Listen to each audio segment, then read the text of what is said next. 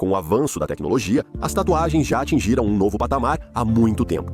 Você pode tatuar seu super-herói favorito ou qualquer personagem no corpo em qualidade alta definição. E, em breve, até em 4K. Tem disso e até disso. 15% de toda a população adulta do planeta tem pelo menos uma tatuagem no corpo. Mas hoje em dia as pessoas tatuam Capitão América, Batman ou Deadpool no corpo. E o que as pessoas tatuavam na antiguidade? Afinal, como escreveu o nem sempre amado Charles Darwin em seu livro A Origem do Homem e a Seleção Sexual, não se pode citar nenhum país, desde as regiões polares, no extremo norte, até a Nova Zelândia no sul, cujos habitantes nativos não decorassem seus corpos com tatuagens. Apesar de tudo isso, a tatuagem é uma invenção exclusivamente humana, pois nenhuma espécie animal jamais usou a autolesão como forma de ornamentação corporal. Se você tem curiosidade sobre em que parte do mundo, em qual época histórica e por quais motivos representantes de diferentes povos faziam desenhos em seus corpos, então este filme é exatamente o que você precisa assistir até o final. Vamos lá. Para começar, de onde vem a palavra tatuagem? Ela vem da palavra taitiana, tatau. Os polinésios são considerados um dos povos mais antigos a usar tatuagens em seu cotidiano. A palavra se popularizou em 1773, graças ao viajante inglês James Cook. Ele a utilizou em seus relatos sobre viagens ao redor do mundo. James Cook descreveu as tatuagens dos taitianos assim: tanto homens quanto mulheres aqui cobrem seus corpos com desenhos, que eles chamam de tatau. Isso é feito ao aplicar tinta sobre a pele para que ela permaneça para sempre. Essa operação parece ser muito dolorosa, principalmente quando desenham nas próprias nádegas. Apesar de o processo de fazer uma tatuagem ter parecido bastante doloroso para o viajante, alguns membros da tripulação do seu navio se interessaram por esse tipo de arte e fizeram alguns desenhos permanentes em si mesmos. Essas pessoas são consideradas os pioneiros da moda das tatuagens na sociedade europeia. Curiosamente, uma pessoa da mesma profissão foi a primeira a falar sobre tatuagens na Rússia. Esse alguém não era outro senão o capitão Ivan Fyodorovich Krusenstern. A história não registrou em detalhes que nossos ancestrais usavam tatuagens, embora o viajante e escritor árabe Ibn Fadlan tenha observado em sua obra notas sobre a viagem ao Volga, que os antigos russos usavam desenhos no corpo com imagens de vários símbolos pagãos. A percepção moderna da tatuagem é muito diferente do que as pessoas faziam nos tempos antigos. Se hoje imaginamos um estúdio limpo e bonito, onde um desenho é feito rapidamente e sem muita dor com uma máquina especial, então, na antiguidade, tatuagens eram desenhos feitos com cicatrizes, usando feridas frescas e elementos químicos triturados, considerados tintas na época. Ou então, não colocavam nada, apenas riscavam toda a pele com cicatrizes formando certos padrões. Esses procedimentos não eram higiênicos, por isso, muitas vezes, fazer uma tatuagem podia se tornar um processo fatal. Ainda assim, algumas tribos africanas mantêm esses métodos em homenagem às tradições. Por motivos compreensíveis, desenhos escuros ou coloridos eram mais comuns entre povos de pele clara, enquanto os de pele escura preferiam a escarificação, criando cicatrizes no corpo. Então essas cenas do filme sobre o Pantera Negra não se afastam muito da precisão histórica. No fim, tudo poderia parecer mais impressionante, como assim ou assim. Veja quantas fotos incríveis chegaram até os nossos dias. No entanto, nada impede de combinar também. Por exemplo, na República do Benin, um pequeno país da África Ocidental, os representantes dos povos indígenas decoram o rosto tanto com tatuagens quanto com escarificações. No entanto, nas grandes cidades desse país, esse tipo de decoração facial é proibido por lei. Portanto, a tradição sobrevive apenas em áreas rurais afastadas das grandes cidades. Mas não é só pela lei. As pessoas também estão abandonando essa tradição. Jovens não querem cicatrizes visíveis no rosto como seus pais. E os pais, que receberam uma educação moderna, entendem que a escarificação é um procedimento cruel e doloroso e não querem submeter seus filhos a isso. Afinal, em algumas tradições, essas cicatrizes são feitas a partir dos 2 anos de idade, como as pessoas alcançaram o que nenhuma outra espécie conseguiu imaginar. Bem, o mais lógico é supor a seguinte sequência. Antigamente, durante a caça, os homens se feriam e acabavam com cicatrizes. Quanto mais cicatrizes tinham, mais corajosos e fortes pareciam para os outros. Ainda hoje, dizem que cicatrizes embelezam o homem. Com o tempo, as pessoas começaram a fazer esses ferimentos em si mesmas. E não eram mais apenas os homens, mas também as mulheres.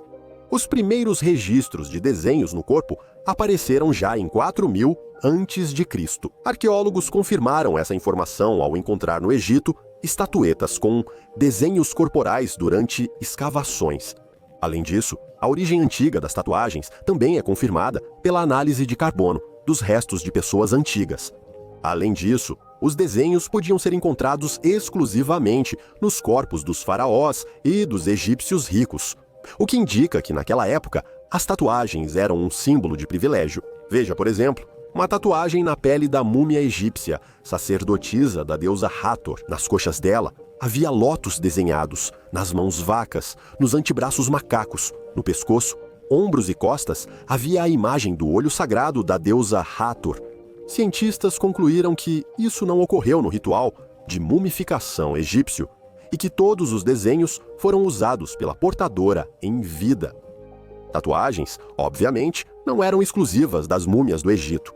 Segundo o livro dos recordes Guinness, o homem de gelo Ötzi é o portador de tatuagens mais antigo. As tatuagens dele são grupos de pontos e linhas, que na maioria estão concentrados em zonas de acupuntura. Os pesquisadores concordam que essas tatuagens tinham um significado terapêutico. Assim, supõe-se que Ötzi tentava aliviar as dores da artrite. Atualmente, há 61 imagens registradas no corpo de Ötzi. Outra múmia tatuada é a Princesa de Ukok. Outro nome para essa descoberta é Princesa de Altai, e fontes estrangeiras frequentemente a chamam de Princesa da Sibéria. Segundo alguns historiadores, ela não era princesa nem pertencia a dinastias governantes. De fato, seu túmulo era tão rico que a conclusão sobre sua posição social excepcional era inevitável. No entanto, especialistas afirmam que ela era apenas uma representante abastada da classe média durante o auge da cultura pazárica. Junto com a princesa, que morreu aos 25 anos, foram enterrados 6 cavalos, com arreios e selas, pronta para partir a qualquer momento em viagem pelo mundo dos mortos. O corpo da princesa estava vestido com roupas caras, e os arreios e selas dos cavalos são obras únicas da arte artesanal daquela época.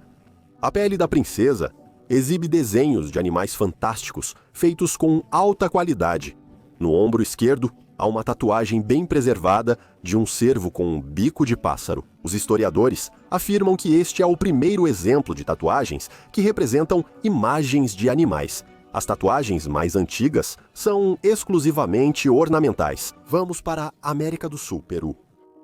A múmia, encontrada lá em 2006, causou uma verdadeira revolução entre aqueles que estudam os índios da era pré-colombiana. Era uma mulher, identificada como governante do povo Moche, que habitava a costa oeste do Oceano Pacífico.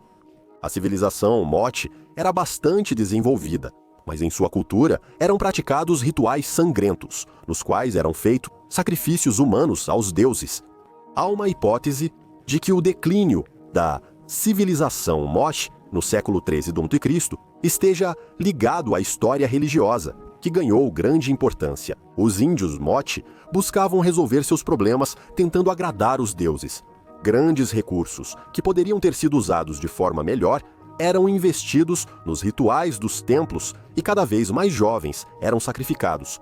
Os braços da antiga governante exibiam tatuagens em mangas com imagens de serpentes, aranhas e outros ornamentos indígenas sul-americanos. Os pés da Lady Cow também tinham tatuagens. Outra descoberta sul-americana é a donzela de gelo dos Incas. Ela foi encontrada em 1999, congelada no gelo na encosta do vulcão Sabancaya, no Peru. Além dela, encontraram outros corpos de crianças. Próximo aos corpos, acharam estatuetas de ouro e roupas rituais. Supõe-se que a tatuagem ornamental, de grande escala, que cobre praticamente todo o corpo da menina, fazia parte da preparação para o ritual de sacrifício. Tatuagens também foram achadas nas múmias de Tarim. Eles são representantes da raça caucasiana que há vários milhares de anos eram a população nativa do oeste da China. As roupas dos mortos são iguais às dos representantes das tribos da região central da Rússia e não eram pessoas isoladas do norte viajando. O caráter, a quantidade e a vasta área dos sepultamentos de europeus na China mostram que eram pessoas sedentárias que ali viviam. Além disso, nas primeiras crônicas chinesas, há menção a pessoas brancas com longos cabelos brancos. O maior interesse é pelo túmulo familiar, onde acharam os corpos de um homem, 3 mulheres e uma criança pequena. Supõe-se que eram da mesma família e morreram de infecção. Um homem e uma mulher tinham rostos cobertos de tatuagens. Durante a autópsia de outro rico túmulo principesco, foi encontrado o corpo de um homem cujo rosto tinha uma tatuagem, a imagem de asas de falcão abertas em ambas as bochechas. Agora vamos ao norte, além do Círculo Polar Ártico, na costa oeste da Groenlândia. Em 1972, caçadores locais encontraram aqui uma sepultura onde repousavam 8 corpos humanos. Os rostos das mulheres mortas estavam adornados com tatuagens tradicionais dos Inuites, que hoje um grupo de iniciativa do Canadá tenta reviver. Todos esses exemplos, entre outras coisas, são interessantes porque mostram qual é a diferença entre as tatuagens antigas e as modernas. Atualmente, tatuagens são usadas apenas como adorno. O significado do desenho no corpo depende do que a pessoa pensa, ou seja, ela atribui o sentido ao desenho. Já os povos antigos, como regra, usavam as tatuagens para indicar sua pertença a determinado clã, tribo ou profissão, ou seja, faziam marcas no corpo para mostrar sua posição social. Ou, em outras situações, eles achavam que tatuagens mágicas protegiam contra maus espíritos e aproximavam dos deuses. E esse aspecto era importante nas pinturas de guerra de diferentes povos. Os gregos chamavam de celtas todos os habitantes do norte, referindo-se a várias tribos diferentes. O poeta romano Cláudio registrou: a legião domou o gado selvagem e estudou os desenhos de cor de aço nos rostos dos mortos. O escritor Tertuliano também cita os desenhos azul acinzentados nos corpos dos bárbaros. Após o declínio do Império Romano, Isidoro de Sevilha relatou as técnicas de marcas na pele usadas por bretões e pictos. Os pictos receberam esse nome devido aos corpos marcados. Eles utilizam agulhas para perfurar a pele e esfregar o suco de uma planta local, deixando marcas que indicam a posição da pessoa.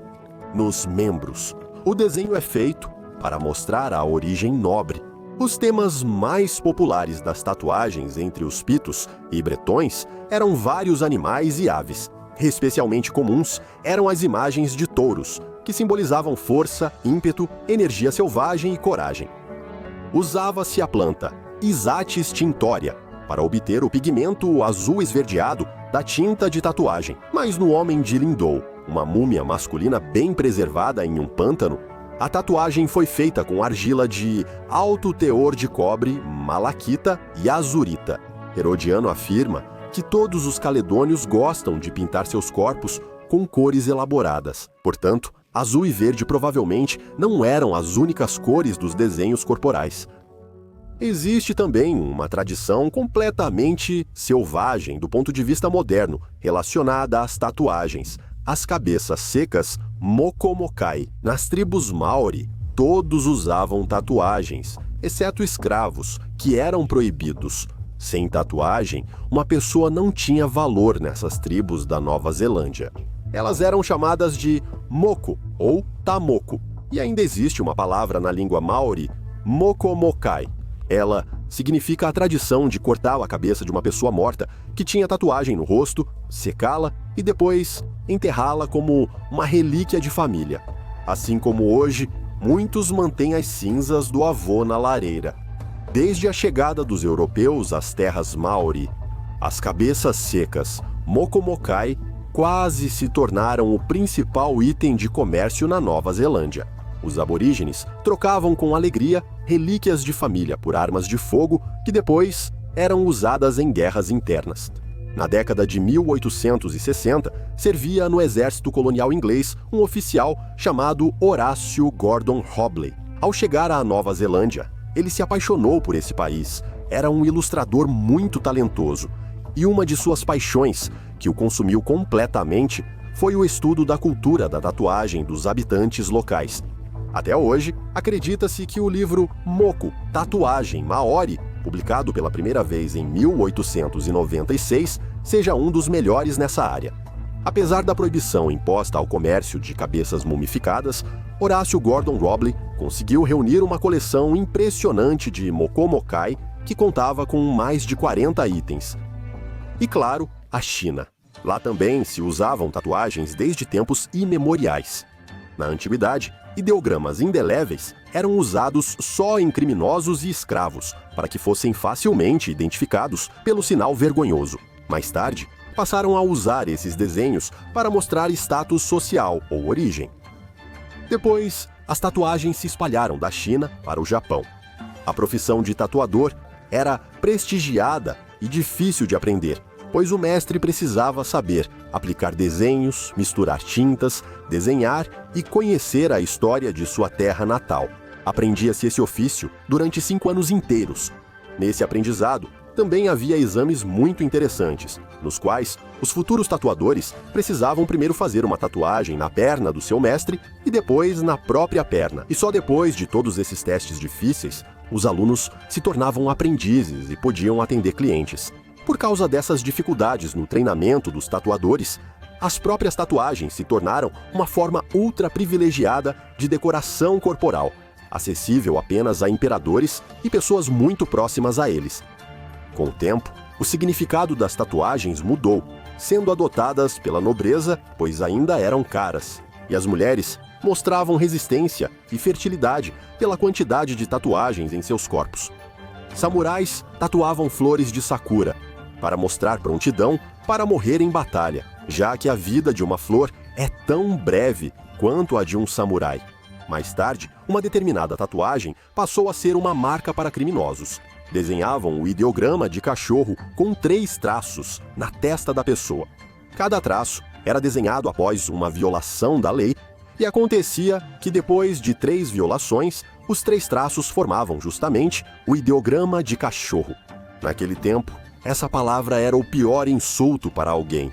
Além disso, os instrumentos usados para fazer tatuagens também evoluíram. No Japão, passaram a usar agulhas de metal no lugar de cinzéis, galhos e dentes de animais. Depois, as tatuagens viraram símbolo essencial da Yakuza. 70% do corpo de cada membro era coberto por desenhos. E como fazer tatuagens estava longe de ser um processo agradável e simples, levando dezenas de horas. Acreditava-se que quanto maior a área do corpo coberta por desenhos, mais forte, resistente e impiedoso era o guerreiro da Yakuza. Estas são tatuagens berberes tradicionais no rosto de mulheres. A população do Marrocos é composta por 2 grupos étnicos em proporções iguais, berberes e árabes.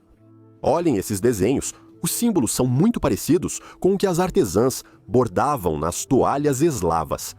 Antigamente, mulheres berberes marcavam o rosto com sinais geométricos sagrados, acreditando que protegiam contra maus espíritos, já que eram pagãs antes do islamismo. Além disso, a tatuagem no rosto era uma espécie de sinal de beleza. Quanto mais tatuagens, mais bonita era a mulher. Por isso, as tatuagens eram feitas na juventude, aos 12 ou 13 anos. Com a chegada dos árabes ao norte da África e seu domínio, tatuagens no rosto foram proibidas por serem contra as regras do Islã e consideradas pecado. Recentemente, o culto às tatuagens berberes ressurgiu como uma maquiagem temporária mais suave. Já a tatuagem tradicional desse povo das regiões montanhosas do centro da Índia existe há mais de 2000 anos. As garotas fazem tatuagens no rosto, mãos, pernas, abdômen e costas. As tatuadoras também são mulheres, que aprendem esse ofício com suas mães. Assim, A profissão de tatuadora na tribo Baiga é hereditária. Normalmente, as meninas recebem tatuagens entre 10 e 12 anos de idade. Acredita-se que a dor que elas sentem durante o processo serve como um tipo de treinamento para o que terão que suportar durante o parto. Os ornamentos exclusivos dos Baiga ajudam os membros da tribo a se reconhecerem mais facilmente no reino dos mortos após a morte. E, assim como em muitos exemplos anteriores, hoje em dia, os pais da tribo Baiga não fazem tatuagens em seus filhos, explicando que não querem que seus descendentes passem a vida toda na aldeia trabalhando como agricultores. Eles querem que os filhos tenham um ensino superior, mas tatuagens dificultariam a vida deles na cidade e nos estudos. A tribo Baiga não é a única memória do passado indiano. Na parte ocidental da península da Indochina, o país Myanmar também é conhecido como Birmânia. Ainda hoje, é possível encontrar mulheres que usam tatuagens tribais tradicionais no rosto. Diversos ornamentos cobrem seus rostos. Todas são chamadas por uma palavra que significa teia de aranha. O centro da teia fica geralmente na testa e simboliza o sol, enquanto as linhas que partem dos olhos representam o padrão do rosto de um tigre. Existe outro tipo de tatuagem. Ela é usada pelas mulheres da tribo Mun. Normalmente, é uma composição de pontos, linhas e às vezes círculos. Há muitas coisas incomuns associadas a essa tribo Mun. Por exemplo, os enfeites são enormes brincos feitos de miçangas. Eles tocam flauta, veja, não com a boca, mas com o nariz. E o tipo de tatuagem mais marcante das mulheres de Myanmar é o rosto totalmente coberto por pigmento colorido. Essa é uma característica distintiva das mulheres da tribo Yupu. O método tradicional de fazer tatuagens entre as tribos que habitam Myanmar é um feixe de 3 agulhas feitas de bambu ou um espinho de arbusto espinhoso. Como pigmento colorido, é usada uma mistura de bile de vaca, fuligem, seiva de várias plantas e gordura de porco. E como gel para a cicatrização das tatuagens, utilizavam feijões. Mesmo aqui, a tradição de tatuar o rosto está ficando no passado. Hoje, poucos ainda seguem essa antiga moda. Mas é hora de irmos para a Europa. O cristianismo proibiu tatuagens aqui, pois eram vistas como símbolos demoníacos e podiam levar até a fogueira. Foi assim até o século XVIII, até que, com novas informações sobre o significado das tatuagens, chegou da Polinésia o já mencionado James Cook. Para maior clareza, Cook também levou ao continente um aborígene local, coberto de tatuagens dos pés à cabeça. E com o tempo, esse show agradou tanto aos europeus que todo circo respeitável precisava ter em sua trupe um aborígene tatuado próprio. Séculos depois, esses aborígenes tornaram-se europeus que tatuavam o corpo e viravam artistas de circo. E então, aconteceu um evento marcante. Em 1891, surgiu a primeira máquina de tatuagem, inventada pelo americano O'Reilly. E como dizem, aí deslanchou. Com a facilidade para fazer tatuagens, surgiram vários estúdios onde qualquer um podia tatuar o corpo. Um dos tatuadores mais famosos da América daquela época foi o marinheiro Jerry. Ele teve grande influência no desenvolvimento da arte da tatuagem no século XX e é considerado o pai fundador do estilo old school. Graças a ele, nas décadas de 50 e 60, a tatuagem se popularizou nos Estados Unidos da América, copiando estilos de aborígenes polinésios e criando novas tendências. Mas isso foi nos Estados Unidos. E na Rússia, como era? Pouco se sabe sobre as tatuagens dos antigos eslavos, além do relato de um viajante árabe que descreveu padrões verdes formando árvores e animais nos corpos dos russos. Sabe-se que povos do norte da Rússia, como Chuchis, Mansis e Koryaks, faziam tatuagens para proteção contra maus espíritos desde a antiguidade. Eslavos do sul, nos Balcãs, também usavam tatuagens como enfeite. Tatuagens eram feitas em jovens para indicar pertença à tribo. Ao se casar, ela ganhava novas tatuagens além das antigas. E para continuarmos nossa análise, é hora de voltar a Krusenstern, que, após sua viagem ao redor do mundo, preparou para a publicação vários livros. A mais famosa é o Atlas de Krusenstern. Ele foi publicado pela primeira vez em 1809, embora o livro leve o nome de Krusenstern. ela não teria visto a luz do dia sem a participação do pesquisador russo e etnógrafo de origem alemã chamado Grigory Ivanovich Langsdorff. A ele pertence a maior parte do material ilustrativo do Atlas, incluindo a imagem dos habitantes locais tatuados da ilha Nuka-Giva, que fica bem no centro da parte sul do Oceano Pacífico. Marinheiros da equipe de Krusenstern exibiam esses desenhos exóticos em seus próprios corpos. O último imperador russo, Nikolai II, também tinha uma tatuagem. Durante a viagem ao Japão, ele se inspirou nos mestres de tatuagem e fez um dragão em si mesmo. Nikolai, de 23 anos, contou em carta à irmã, Grã-Duquesa Ksenia: "Todos nos tatuamos em Nagasaki, como é costume no Japão. Eu escolhi um dragão excelente para mim, que foi feito de maneira realmente magnífica, mas tive que passar muito tempo com ele. Fui tatuado durante 7 horas seguidas, das 9 da noite até as 4 da manhã. Meu braço só ficou um pouco inchado. Em alguns, além da dor, causavam febre." Em 1907, 15 anos depois que Nikolai Romanov fez sua tatuagem de dragão, o primeiro estúdio de tatuagem artística abriu as portas em São Petersburgo. Mesmo assim, esse procedimento seguia raro e exótico, comum apenas entre marinheiros e a boemia aristocrática. Paralelamente, nessa mesma época, também surgia a tatuagem criminosa com uma história própria, digna de um episódio à parte. Foi basicamente assim que aconteceu.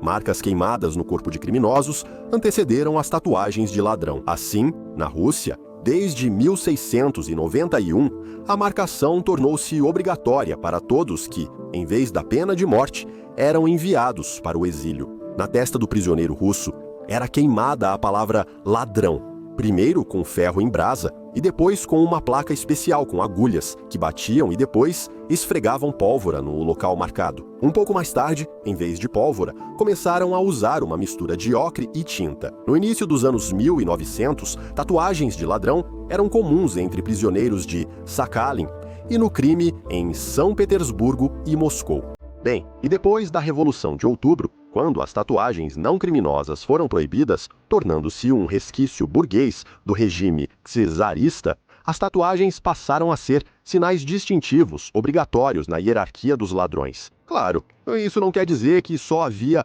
tatuagens criminosas naquela época. Havia de tudo. Tatuagens marítimas, navais, militares, agitacionais ou políticas e as chamadas tatuagens de bairro. Por exemplo, foi assim que o diretor Georg Danilya escreveu sobre isso. No verão de 41, eu em Tbilisi ia nadar na piscina. Tatuagens eram moda naquela época e continuam sendo. Eu mesmo tatuei uma pequena âncora na minha mão. Depois tatuei a mesma âncora no meu amigo Shurik Muratov. Depois em outro garoto da 6ª série B. Um coração flechado. Assim virei tatuador da moda, fazendo âncoras, corações e punhais. Tatuei no peito de Gamlet, filho de policial, uma águia com a cabeça de uma mulher. A águia parecia galinha, mas todos gostavam. Na época do degelo de Khrushchev, as tatuagens já começaram a adquirir um aspecto romântico, graças às canções dos bardos, incluindo Vladimir Vysotsky. Isso se tornou a base para que a tatuagem se manifestasse como símbolo de liberdade, sexo e rock and roll posteriormente. Nos anos 1980, surgem as primeiras tatuagens coloridas no rock, e mais pessoas do underground começam a tatuar, popularizando-as na Rússia. Inicialmente, Leningrado é o centro desse processo, seguido por Moscou. Bem, e depois disso, pelo que vejo pela idade da maioria dos nossos espectadores, não faz mais sentido continuar contando. Afinal, a história mais recente das tatuagens, em maior ou menor grau, aconteceu ou está acontecendo diante dos nossos olhos. Foi essa pequena imersão na história das tatuagens que preparamos para vocês. Agradecemos por assistir e pelo feedback, avaliações e comentários. Afinal, é justamente a resposta do público que nos inspira a preparar novos temas para vocês.